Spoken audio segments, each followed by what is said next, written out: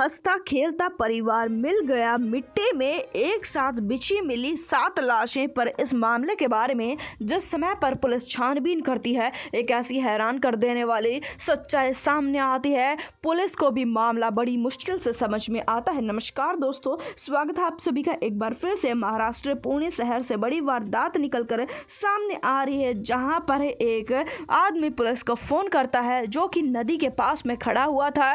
वह थर-थर कांप रहा था, उसकी आवाज में भी कंपन थी और पुलिस को बताता है कि वह नदी के पास में है। नदी के पास में 4 लाशें पानी से तैरते हुए अभी आई है। पुलिस तुरंत ही अपनी टीम के साथ में वहां पर पहुंच जाती है और लाशों को बरामद कर लिया जाता है, जिसके चलते पोस्टमार्टम के लिए इन्हें भेज दिया जाता है। हैरानी की बात थी कि पुलिस अभी तक इस मामले को समझ नहीं पाई थी कि अगले वाले दिन फिर से एक अज्ञात आदमी फोन करता है पुलिस को और बताता है कि उसी नदी के पास में 3 लाशें और हैं। पुलिस उन लाशों को भी बरामद कर लेती है, पर जिस समय पर इन्हें ध्यान से देखा जाता है, यह एक ही घर परिवार के आदमी लग रहे थे। पुलिस को कुछ मामला समझ में नहीं आ रहा था। हालांकि ऐसे मामले पहले भी काफी बार आ चुके हैं, तो पुलिस समझ बैठती है कि यह एक आत्महत्या का मामला है। हो सकता है कि किसी परेशानी की वजह से घर परिवार ने आत्महत्या कर ली हो, पर पुलिस के सामने अभी मामला कहाँ खुला था। पुलिस अब परेशान रहना इस बात से शुरू हो जाती है कि आखिरकार आत्महत्या की क्यों होगी घर परिवार ने। इसी वजह से पुलिस मामले की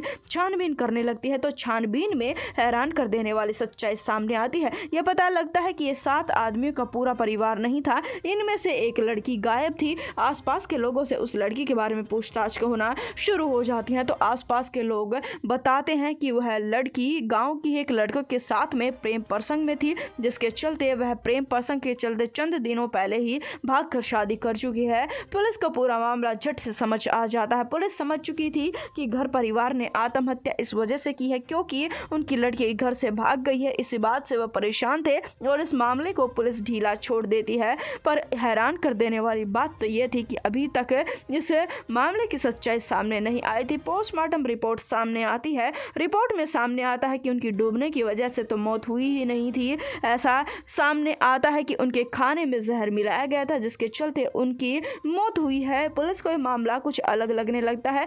पुलिस को समझ में आता है कि जहर खाकर कोई आदमी मर जाता है और जहर खाकर कोई कैसे पानी में डूब सकता है। यानी कि अगर उन्होंने जहर खा लिया था तो उन्हें पानी में डूबने की क्या ही जरूरत थी। कुछ शक थे पुलिस के मन में, कुछ सवाल थे कि पुलिस इस मामले की छानबीन करना शुरू कर देती है। छानबीन करने में हैरान कर देने वाली सच्चाई सामने आती है। समय पर उस लड़की से पूछताछ की जाती है जो कि घर से भाग चुकी थी। उसका कहना यह है कि उसके माता पिता आत्महत्या नहीं कर सकते, उसका घर परिवार यूं अपने जिंदगी को खत्म नहीं कर सकता, जिसके चलते पुलिस इस मामले में छानबीन करना शुरू कर देती है। जो मुखिया था, जिसका नाम मोहन पवार बताया जा रहा है, उसकी पत्नी का नाम संगीता पवार बताया जा रहा है, जो कि उनकी लाश मिल चुकी थी। ये पता लगता है कि मोहन का उसके चचेरे भाई के साथ में, उन्हीं के परिवार के साथ में कुछ पुरानी रंजिश चल रही थी, जिसके चलते पुलिस इस मामले में छानबीन करना शुरू कर देती है। तो असलियत सामने आती है। यह सच्चाई पुलिस के सामने आती है कि उसके चचेरे भाई ने अपने ही कुछ साथियों के साथ में मिलकर